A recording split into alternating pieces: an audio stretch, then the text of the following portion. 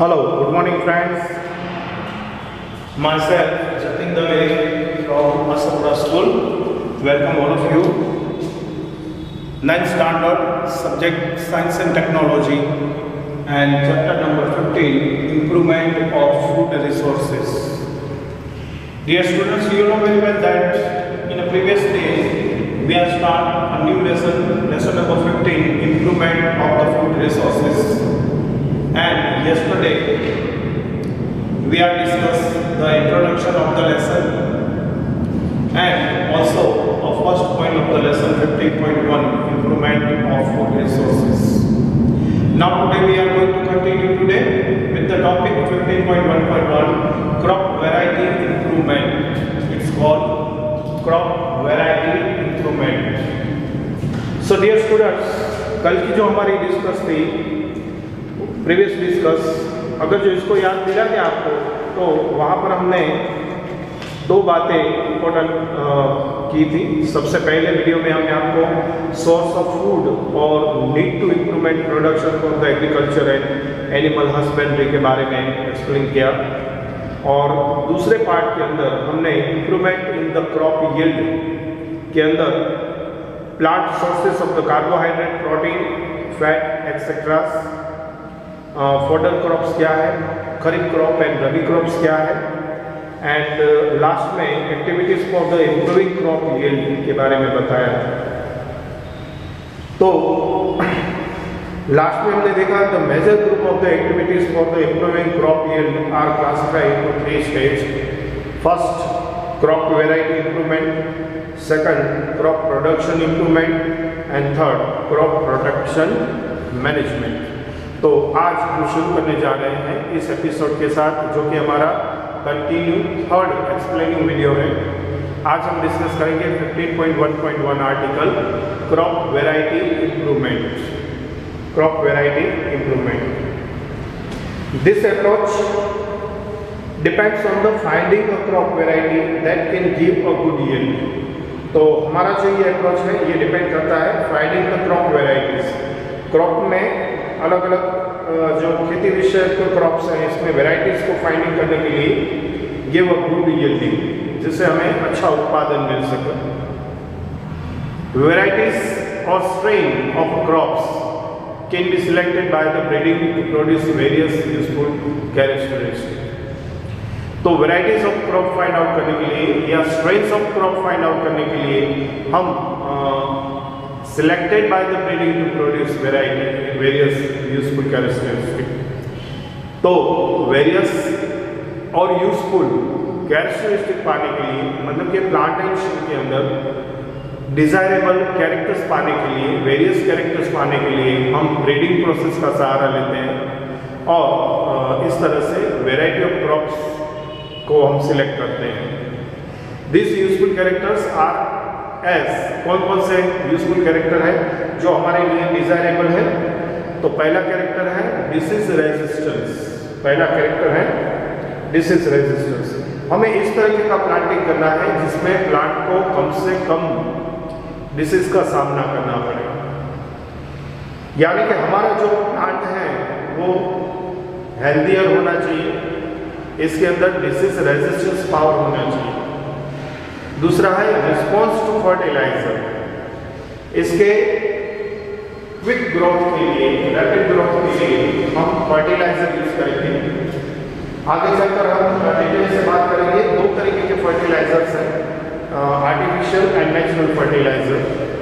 तो जो भी हम फर्टिलाइजर यूज कर रहे हैं, खास करके इसे जो न्यूट्रिशन प्रोवाइड है, न्यूट्रिशन रिक्वायर्ड है, उस रिक्वायर्ड न्यूट्रिशन के हिसाब से हम यहाँ पर सिलेक्ट करेंगे फर्टिलाइज़र को, और वो अच्छी तरह से इस फर्टिलाइज़र को रिस्पॉन्स देना चाहिए। तीसरा है प्रोडक्ट क्वालिटी। जो प्लांटेशन हमने किया है उस प्लांटेशन के द्वारा हमें जो प्रोडक्ट मिलने वाली है वो क्वालिटेबल होनी चाहिए, मतलब कि गुणवत्ता युक्त उत्पादन होना चाहिए। और चौथी बात है गुड यील्ड, प्रोडक्शन इंक्रीजेस होना चाहिए, ज़्यादा प्रोडक्शन मिलना चाहिए।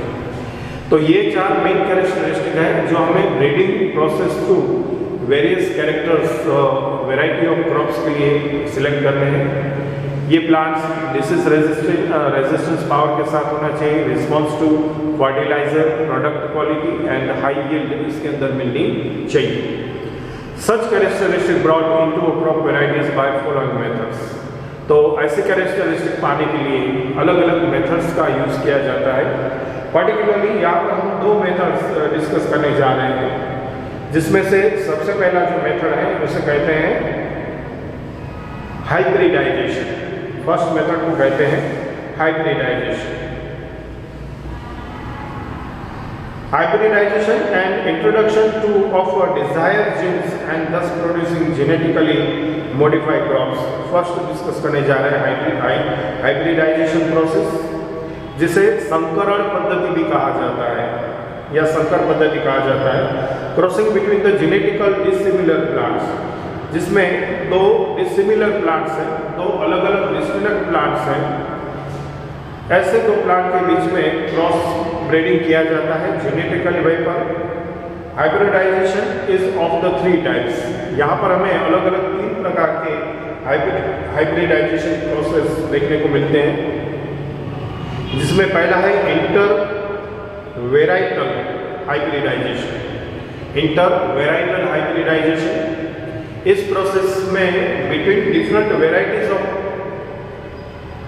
प्लांट लिए जाते हैं, दो अलग अलग तरीके के प्लांट लिए जाते हैं और इसके बीच में क्रॉसिंग पॉसिबल बनता है।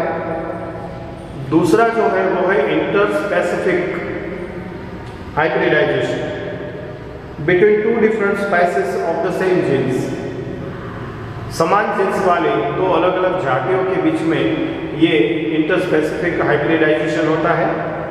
और तीसरा जो हाइब्रिडाइजेशन है यह है inter generic hybridisation between different genera. अलग अलग जेनेरा के साथ जुड़े हुए, अलग अलग जाति के साथ जुड़े हुए दो प्लांटों के बीच में ये किया जाता है और इस तरह से हाइब्रिडाइजेशन प्रोसेस थ्रू दो डिसिमिलर प्लांटों के बीच में जेनेटिकली वे पर क्रॉस ब्रीडिंग किया जाता है और इसके द्वारा हम डिजायरेबल कैरेक्टरिस्टिक के साथ प्लांटेशन या फिर improvement of the crop varieties find out करने की कोशिश करते हैं। एक और मेथड है, another way of the improving the crop is by the introducing a gene that would provide the desired characters and this result in the genetical modified crops. तो दूसरी जो प्रोसेस है जिसमें new and improved varieties of crop take into the consideration of the following aspects, जिसमें desired jeans पाने के लिए ये प्रोसेस किया जाता है और जेनेटिकली वे पर मॉडिफाई करते हुए क्रॉप्स को फाइंड आउट किया जाता है।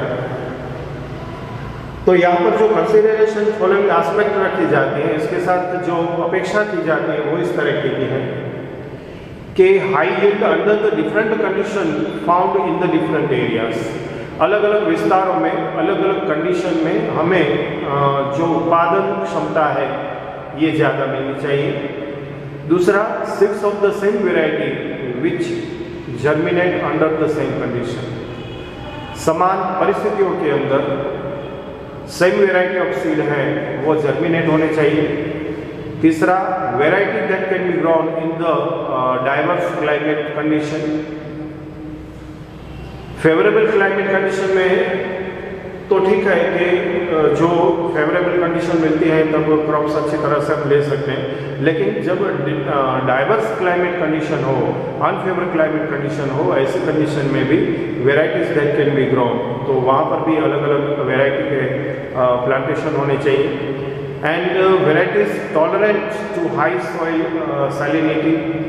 वेराइटीज़ के अंदर ऐसी टॉलरेंस होनी चाहिए, ऐसी क्षमता होनी चाहिए जो हाई सॉइल सैलिनिटी को भी टॉलरेट कर सके।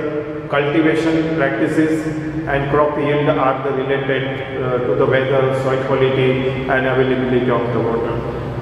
तो इस तरह से जब हम कल्टीवेशन प्रैक्टिसेस करते हैं, मतलब कि कृषि विषय प्रवृत्ति करते हैं, तब cultivation practices and crop yield are related to the weather, soil quality and availability of water. तब कल्टीवेशन के लिए 3 मेन फैक्टर बनते हैं। एक है वेदर, दूसरा है सॉइल क्वालिटी, जमीन गुणवत्ता क्या है, और तीसरा अवेलेबिलिटी ऑफ द वाटर, पानी की महत्तम उपलब्धताएं।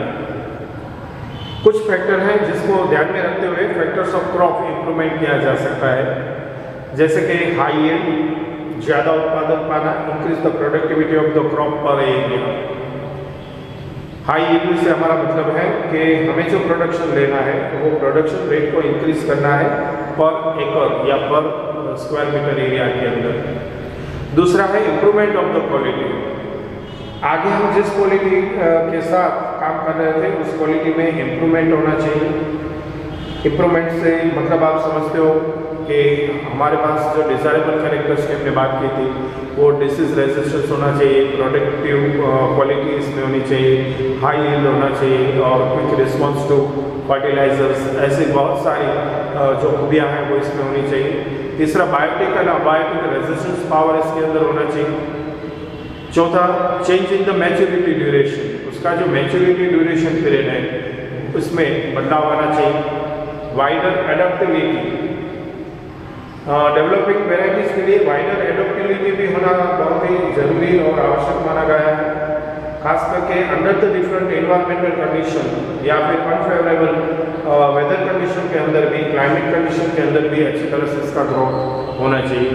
एंड डिजायरेबल एग्रोनॉमिक कैरेक्टर्स होने चाहिए। ये भी एक महत्वपूर्ण कैरेक्टर्स है जिसकी हम बात करेंगे। तो पहले वीडियो के अंदर जो कि आज का पहला पार्ट है इसमें हमने क्रॉप वेराइटीज इंप्रूवमेंट के बारे में आपको बताया। आखिरी जो स्टेज है factors for the crop improvement, ये हम डिटेल्स से लेंगे, कंटिन्यू करेंगे नेक्स्ट वीडियो में, और बाद में हम एक और छोटा सा पॉइंट वहाँ पर डिस्कस करेंगे क्रॉप प्रोडक्शन मैनेजमेंट को लेकर। तो इस वीडियो में यहाँ तक ही रहेंगे। एक बार फिर से फास्ट फॉरवर्ड कर दें जो हमने आपसे डिस्कस किए थे, और साथ में इस वीडियो को हम यहीं कंटिन्यू रखेंगे। वेराइटीज और the strain of the crops can be selected by breeding to produce various useful characteristic. This useful characteristic are as first disease resistance, response to fertiliser, product quality and high yield. Such characteristics brought into crop varieties by the following methods. First method is called the hybridization method. Crossing between the genetically dissimilar plants. Hybridization is of the 3 types. First, intervarietal between the different varieties. Second, interspecific between 2 different species of the same genes. And third, intergeneric between the different genera. Second method, introduction of the desired genes and thus the producing genetically modified crops, which is as the new and improved varieties of crop take into consideration following aspects: high yield under the different condition found in the different areas, seeds of the same variety which germinate under the same condition, varieties that can be grown in diverse climate conditions, and varieties tolerant to high soil salinity. So cultivation practices and crop yield are related to weather, soil quality and availability of water. Therefore, the factor for the crop improvements are higher yield, improved quality, biotic and abiotic resistance, and change in the maturity duration, wider adaptability and desirable agronomic characters. इस video में यहाँ तक उम्मीद करते हैं आपने इस video को अच्छी तरह देखा, सुना, समझा होगा, और जो इम्पोर्टेंट पॉइंट हम 15.1.1 क्रॉस वेराइटीज इंप्रूवमेंट को लेकर आगे बढ़ रहे थे, ये सारे पॉइंट्स आपने अपनी नोटबुक में नोट डाउन कर लिए होंगे। इस उम्मीद के साथ धन्यवाद करते हुए thank you very much and bye.